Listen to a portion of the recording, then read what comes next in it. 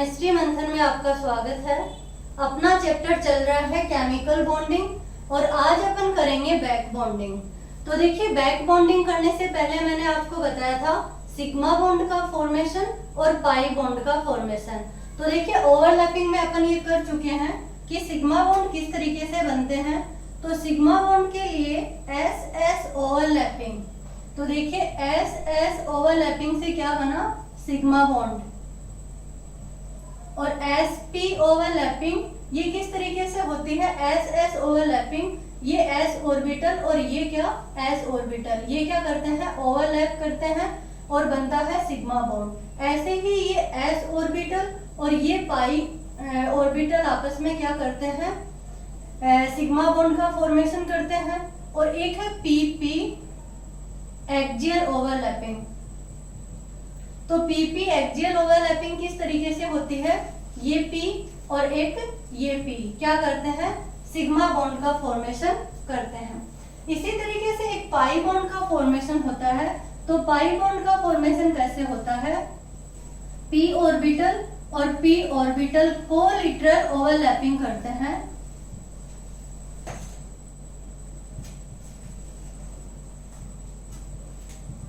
कोलिटरल overlapping देखिए इस तरीके से होती है, ये बनते हैं पाई बॉन्ड का फॉर्मेशन करते हैं। तो जब पाई बॉन्ड का फॉर्मेशन हो गया, अब अपन को क्या पढ़ना है, बैक बॉन्डिंग।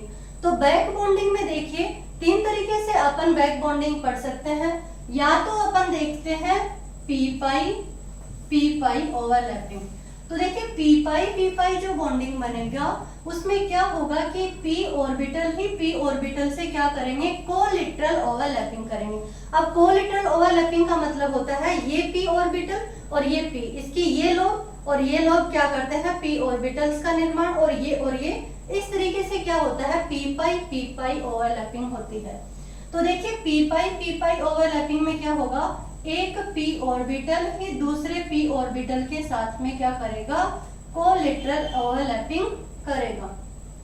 दूसरी ओवरलैपिंग अपन क्या कर सकते हैं, बैक बॉन्डिंग में अपन दे सकते हैं कि पी पाई या डी पाई।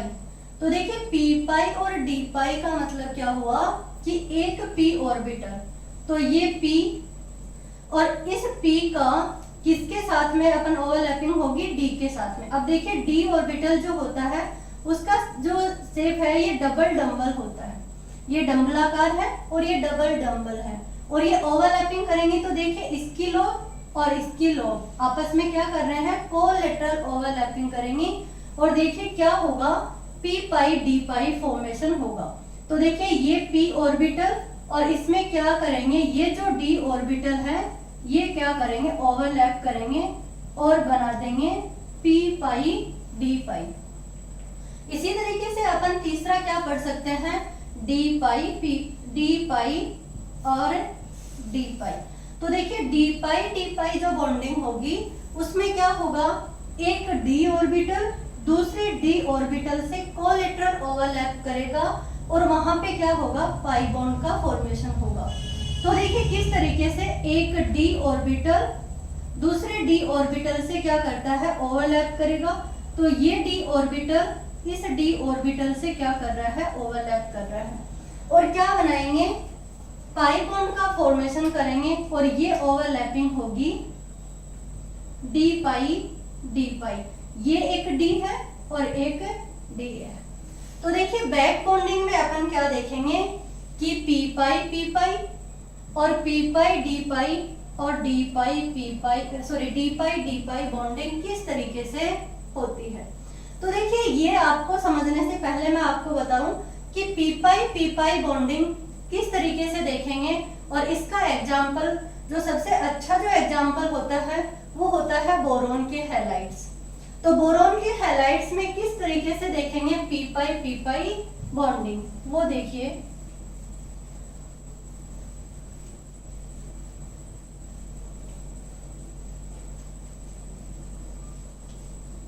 तो देखिए बोरोन जो है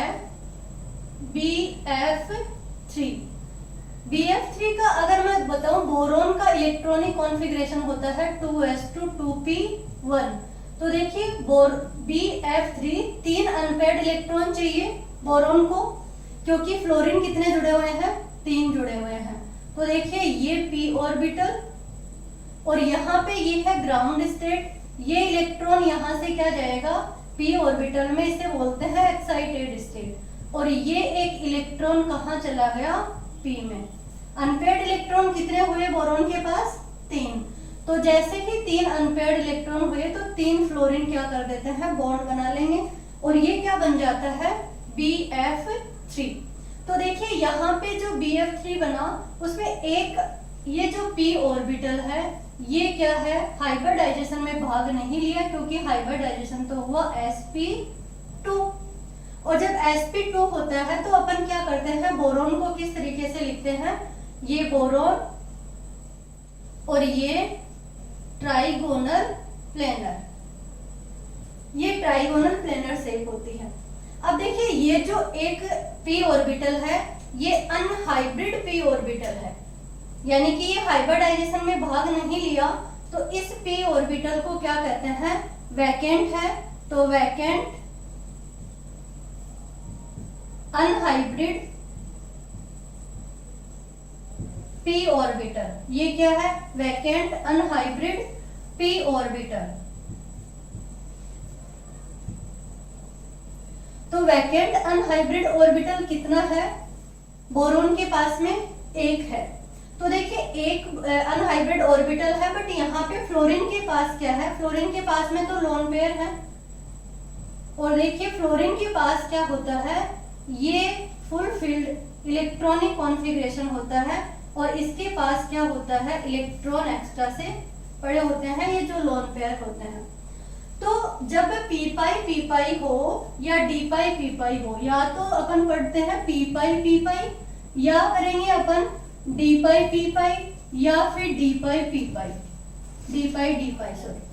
तो देखिए कोई भी बॉन्डिंग अगर अपन कर रहे हैं तो इसमें होगा क्या, एक आपको डोनर एटम चाहिए और एक होता है एक्सेप्टर, यानी कि डोनर के पास तो क्या होना चाहिए, इलेक्ट्रॉन होना चाहिए डोनेट करने के लिए, और एक जो एक्सेप्टर होता है उसको उसके पास क्या चाहिए, वैकेंट या तो p ऑर्बिटल या फिर d ऑर्बिटल। तो जब अपन बोरोन के पास देखते हैं तो बोरोन के पास क्या है, एक वैकेंट p ऑर्बिटल, और तो फ्लोरीन के पास क्या है, इलेक्ट्रॉन। तो यहाँ पे फ्लोरीन होता है इलेक्ट्रॉन डोनर का काम करेगा और बोरोन जो है ये इलेक्ट्रॉन एक्सेप्टर का काम करेगा। तो देखिए एक कोई भी अपन तीनों में से कोई भी अगर बॉन्डिंग करेंगे तो एक डोनर एटम चाहिए और एक एक्सेप्टर एटम चाहिए। तो देखिए यहाँ पे क्या होगा कि ये जो p ऑर्बिटल है ये अपने इलेक्ट्रॉन कहाँ दे देगा, इस वैकेंट p ऑर्बिटल में दे देंगे। तो जैसे ही ये फ्लोरीन अपने इलेक्ट्रॉन क्या करेंगे, यहाँ पे वैकेंट p ऑर्बिटल में दे देंगे, तो देखिए क्या होगा, यहाँ पे डबल बॉन्ड करेक्टर आएगा।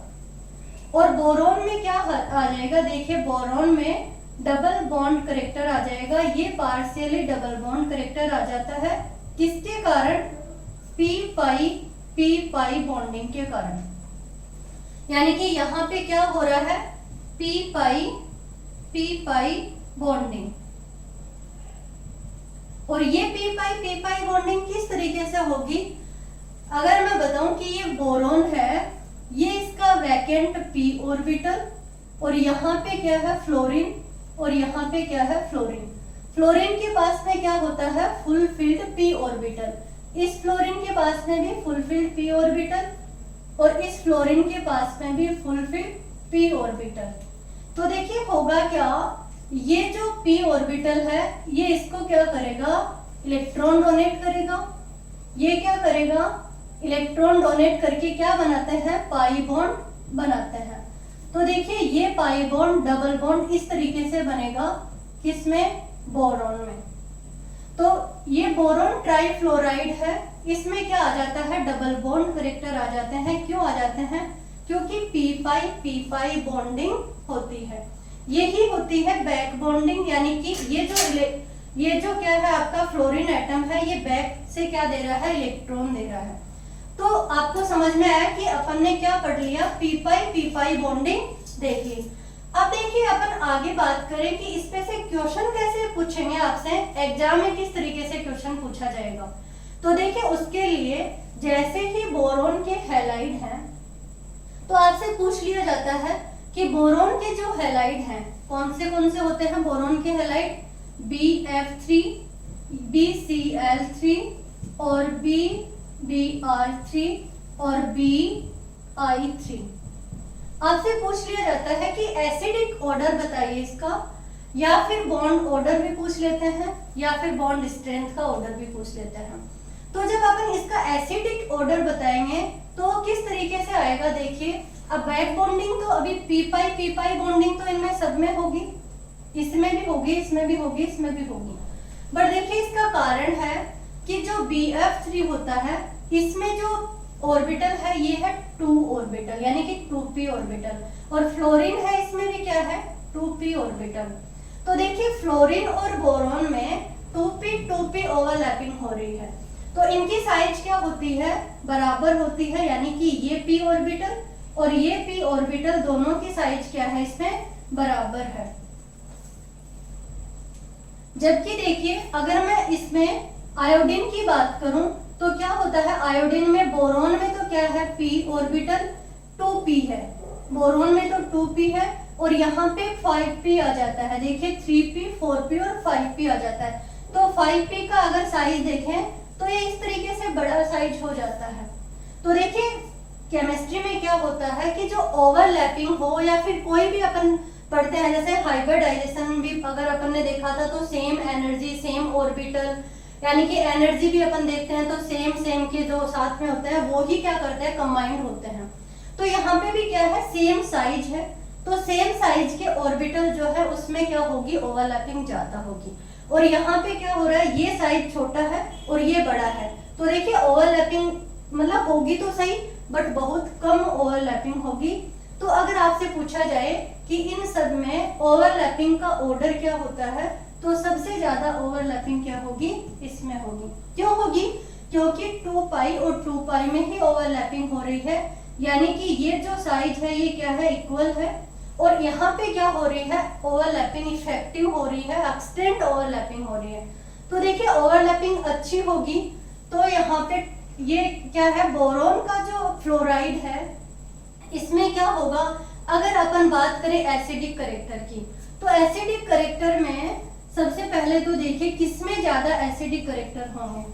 तो दिखने में क्या लगता है, अगर आपको ये बॉन्डिंग ना बढ़ाई जाती पी पाई बॉन्डिंग तो अपना जो ऑर्डर आता वो बिल्कुल क्या आता उल्टा आता। इससे कैसे, जैसे आपको पता है कि बोरोन फ्लोराइड अपन ऐसे लिखते हैं, तो देखिए ये क्या करता है अपन इसका एसिडिक करेक्टर देखते हैं इस ऑर्डर में, तो क्या करते हैं कि फ्लोराइड क्या करेगा इलेक्ट्रोनेगेटिविटी ज्यादा होती है तो ये खींचेगा, और इलेक्ट्रोनेगेटिविटी ज्यादा होने के कारण अपन इसको क्या कर देते हैं मोर एसिडिक कर देते हैं।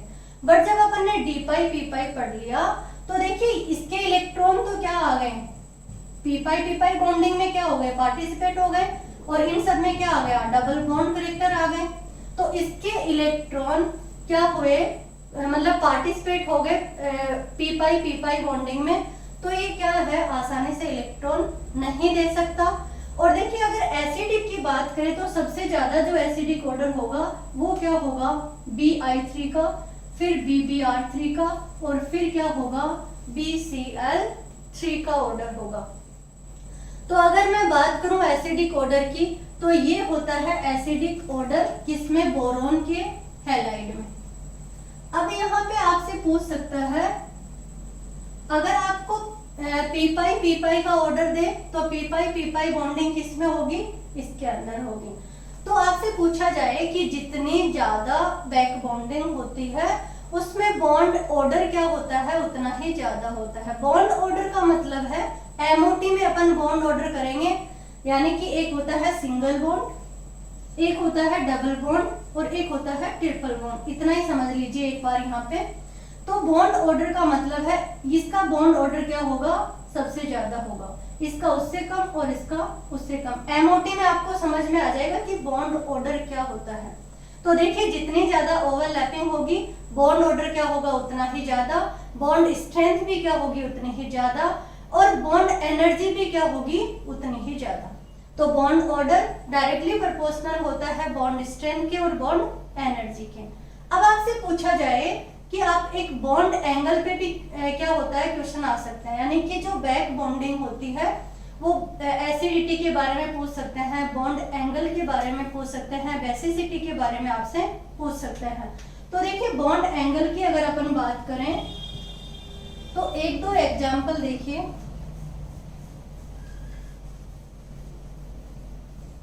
अगर आपको बोला जाए कि ये है Cl2O या बात करें H2O या अपन एग्जाम्पल ले लेते हैं F2O का भी, तो देखिए आपसे पूछा जाए कि इसमें बॉन्ड ऑर्डर बताइए कि किसका बॉन्ड एंगल किसका ज्यादा होगा और किसका कम होगा।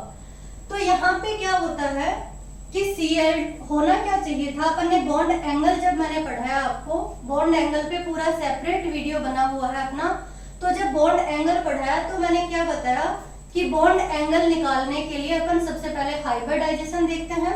हाइब्रिडाइजेशन सब में क्या है, सेम है, sp3 फिर बॉन्ड उसके अपन क्या बात करें कि अगर हाइब्रिडाइजेशन सेम था तो लोन पेयर की बात करें, तो लोन पेयर दोनों पे सेम है इन तीनों पे। फिर अपन क्या करें कि इलेक्ट्रोनेगेटिविटी की बात करें, तो देखिए सेंट्रल एटम तीनों में क्या है, सेम है, और सराउंडिंग एटम क्या है, डिफरेंट है। तो सराउंडिंग एटम में क्या कहा था कि जिसकी मोर इलेक्ट्रोनेगेटिविटी होगी उसका बॉन्ड एंगल कम होगा। तो यहाँ पे क्या होना चाहिए, अपने अकॉर्डिंग क्या होना चाहिए, यहाँ पे देखिए अगर Cl2 की बात करूं तो Cl2 में क्या होगा, ClO और ये Cl। इस ऑक्सीजन के पास में क्या है, लोन पेयर है, यानी कि इलेक्ट्रॉन है, तो ये इलेक्ट्रॉन डोनर का काम करेगा। अभी ऑक्सीजन इलेक्ट्रॉन डोनर का काम करेगा। और क्लोरीन के पास में क्या है, देखिए 3s2 3p5 इसका इलेक्ट्रॉनिक कॉन्फ़िगरेशन होता है। इसके पास में वैकेंट क्या है, 3d ऑर्बिटल है। तो क्लोरीन का क्या, d ऑर्बिटल, और इसका क्या, p ऑर्बिटल। क्या करेंगे, d पाई p पाई बॉन्डिंग करेंगे, और यहाँ पे क्या आ जाएगा, इसके पास में डबल बॉन्ड करेक्टर आ जाएगा, किसमें, ऑक्सीजन और Cl2 के बीच में। ये क्या आ गया, डबल बॉन्ड करेक्टर आ गया। तो जब डबल बॉन्ड करेक्टर आया तो बॉन्ड ऑर्डर भी बढ़ा, और बॉन्ड ऑर्डर बढ़ा तो बॉन्ड एंगल भी क्या होगा, यहाँ पे बढ़ जाएगा, किससे, H2O से। अब देखिए इससे तो क्या हुआ, H2O से तो बॉन्ड एंगल क्या हो गया इसका ज्यादा, बट फिर यहाँ पे क्यों नहीं हुआ। आप कहोगे कि F2O में भी तो क्या होना चाहिए, p पाई बॉन्डिंग होनी चाहिए, बट यहाँ पे ना तो ऑक्सीजन के पास में वैकेंट ऑर्बिटल है, ना फ्लोरीन के पास में क्या है, वैकेंट ऑर्बिटल है। मैंने आपको बताया है कि जब अपन ये तीनों प्रकार की बॉन्डिंग पढ़ेंगे तो वहां पे एक तो होना चाहिए वैकेंट ऑर्बिटल, और एक होना चाहिए जिसके पास में लोन पेयर हो या फुली फिल्ड इलेक्ट्रॉन ऑर्बिटल हो। तो देखिए वैकेंट ऑर्बिटल ना यहाँ ऑक्सीजन के पास में है, ऑक्सीजन का कॉन्फ़िगरेशन होता है 2s2 2p4।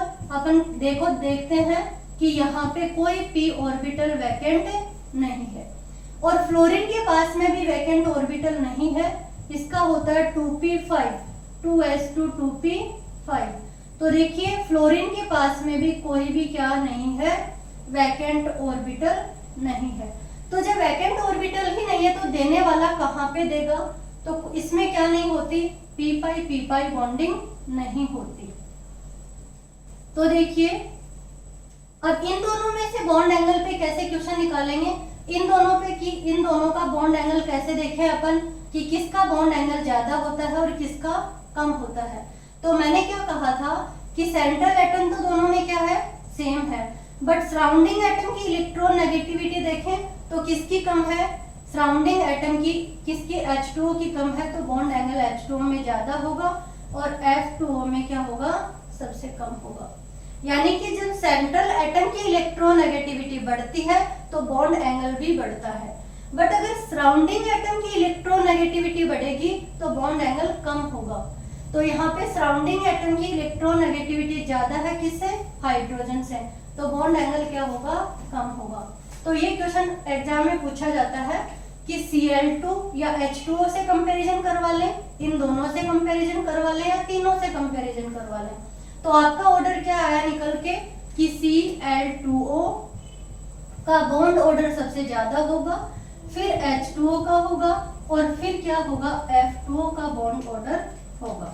तो ये आपका एक क्वेश्चन बन गया।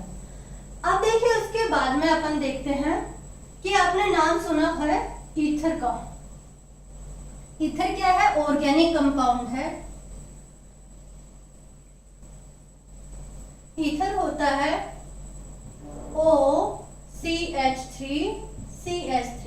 इसको बोलते हैं डाई मिथाइल ईथर। एक होता है OSiH3 और SiH3, ये होता है डाई सिलाइल ईथर। देखिए दोनों को, डाई मिथाइल ईथर और डाई सिलाइल ईथर। अब यहाँ पे क्या पूछा जाता है, बॉन्ड एंगल पूछा जाता है। तो देखिए बॉन्ड एंगल किसका ज्यादा होगा, ये होगा डाई सिलाइल ईथर का। तो क्यों होगा, क्योंकि इसमें डी पाई पी पाई बॉन्डिंग होगी।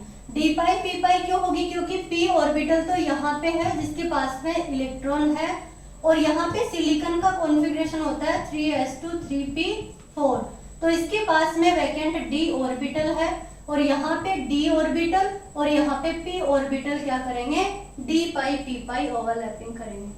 अब देखिए अपन बात करते हैं कि जब बोरोन ट्राइफ्लोराइड है, ये बोरोन ट्राइफ्लोराइड है, उसको अगर अपन रिएक्शन करवाएं डाई मिथाइल ईथर के साथ में, तो देखिए किस तरीके का कंपाउंड बनता है।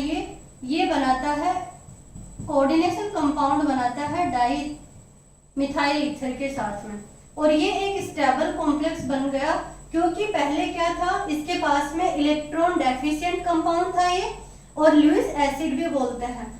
क्यों बोलते हैं, क्योंकि इलेक्ट्रॉन डेफिशिएंट इसके पास में, मैंने अभी बताया कि वैकेंट p ऑर्बिटल होता है, तो उस वैकेंट p ऑर्बिटल में ये अपना इलेक्ट्रॉन क्या कर देते हैं, ऑक्सीजन दे देता है, और यहाँ पे भी कौन सी बॉन्डिंग हुई, p पाई बॉन्डिंग हो जाती है। बट अगर अपन बात करें इस डाइसिलाइल ईथर की, तो ये फ्लोरीन का ट्राइफ्लोराइड, ये फ्लोरीन, अगर मैं बात करूं यहाँ पे डाइसिलाइल ईथर की, तो ये क्या नहीं करता, रिएक्शन नहीं करता, इस तरीके का कोई कंपाउंड नहीं बनेगा, ये नहीं बनेगा। क्यों नहीं बना, क्योंकि इसने क्या किया, इलेक्ट्रॉन है ही नहीं, ये डी पाई पी पाई में क्या आ गया, इसके इलेक्ट्रॉन पहले ही डी पाई पी पाई में पार्टिसिपेट कर चुके हैं, तो इस तरीके का कंपाउंड नहीं बनता है, बट आपको ये कंपाउंड मिलता है। अब अगर अपन बात करें कि और क्या एग्जाम्पल होंगे डी पाई पी पाई के, तो देखिए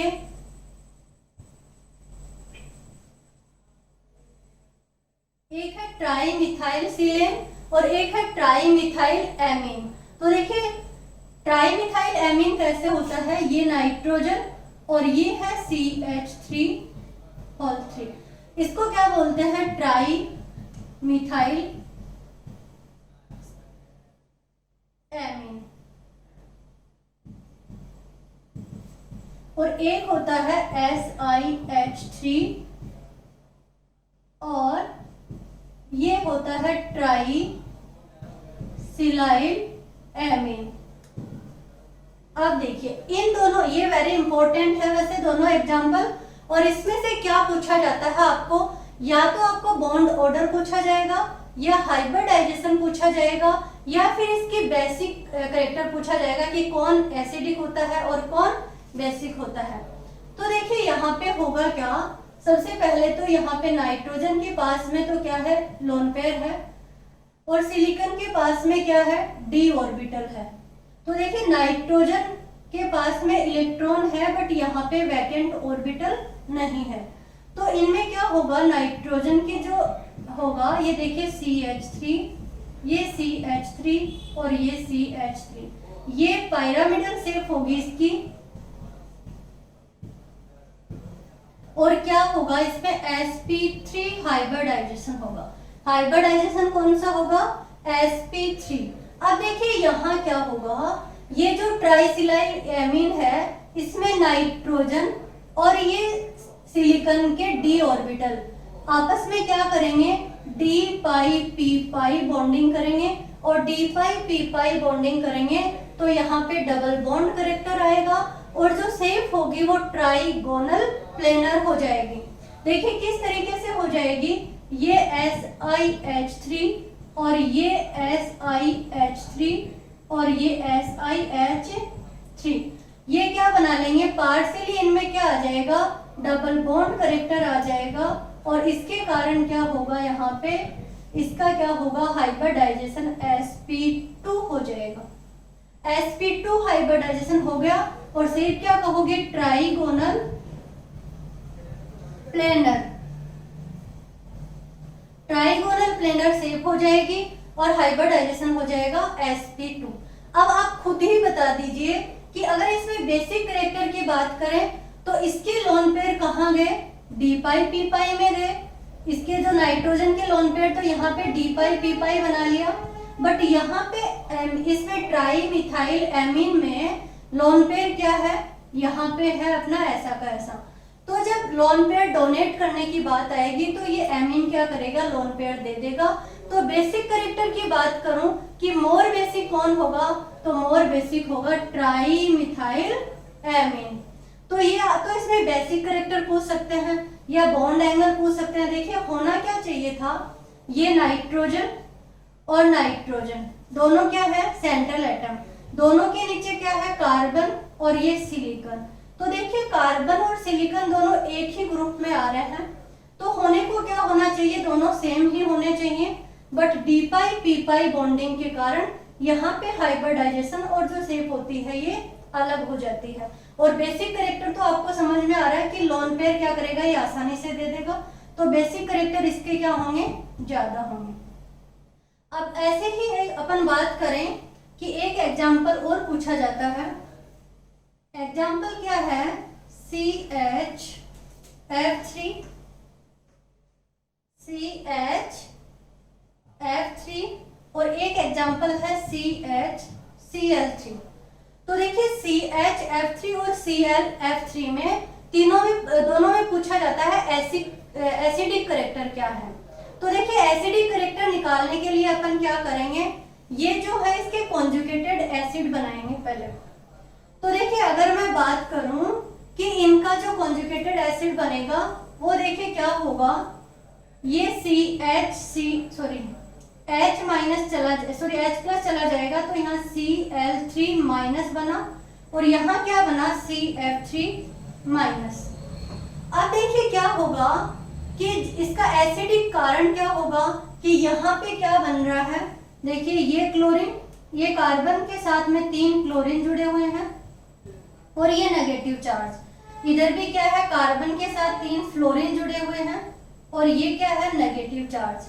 अब यहाँ पे इलेक्ट्रॉन है कार्बन के पास में, यहाँ पे भी इलेक्ट्रॉन है कार्बन के पास में। तो देखिए ये कंडीशन क्या बन रही है, यहाँ पे कंडीशन बन रही है पी पाई और डी पाई की। क्यों, यहाँ पे फ्लोरीन के पास में डी ऑर्बिटल होते ही नहीं है, जबकि क्लोरीन के पास में क्या होते हैं, डी ऑर्बिटल होते हैं। तो ये क्या होगा, अगर मैं ये कहूं कि कॉन्जुगेटेड एसिड का कॉन्जुगेट बेस किसी भी अगर अपन एसिड का कॉन्जुगेटेड बेस बनाते हैं तो अगर वो स्टेबल बनता है, अगर कॉन्जुगेटेड बेस स्टेबल बनेगा तो वो एसिड भी क्या होगा, स्टेबल होगा, यानी कि मोर एसिडिक होगा। ऐसा क्यों, क्योंकि देखिए इसके ऊपर क्या आ रहा है, पी पाई डी पाई कैरेक्टर, पी पाई डी पाई बॉन्डिंग होगी, और इसके कारण यह क्या होगा, कंपाउंड स्टेबल होगा। तो इसका एसिडिक कैरेक्टर CHCl3 का एसिडिक कैरेक्टर भी क्या होगा, ज्यादा होगा। दोबारा सुनिए एक बार कि जब कोई कंपाउंड है H प्लस क्या कर देता है, दे देता है, तो वहां पे कॉन्जुगेटेड बेस का फॉर्मेशन होता है। अब जब भी कॉन्जुगेटेड बेस बनेगा तो उसका जो कंपाउंड होगा वो स्टेबल कौन सा है वो देखना है अपन को। तो इन दोनों में से स्टेबल कौन हुआ, CL3 हुआ। क्यों हुआ, क्योंकि इसके अंदर पी पाई डी पाई बॉन्डिंग हुई, और पी पाई डी पाई बॉन्डिंग के कारण क्या होता है, ये स्टेबल। और एसिडिक कैरेक्टर की बात करूं तो किसमें ज्यादा होंगे, CHCl3 में, यानी कि ये मोर एसिड होगा, ये लेस एसिडिक होगा। तो अगर बात करें एसिडिक करेक्टर की, तो ये ऑर्डर किसका है? एसिडिटी का। एसिडिटी का अगर ओपन ऑर्डर पूछे तो मोर एसिडिक क्या होगा? CHCl3। तो आपके बैक बॉन्डिंग से क्या पूछा जाता है? ये एग्जाम्पल पूछे जाते हैं, और आपसे बॉन्ड एंगल के बारे में, एसिडिटी, बेसिसिटी, इनके बारे में पूछ लिया जाता है।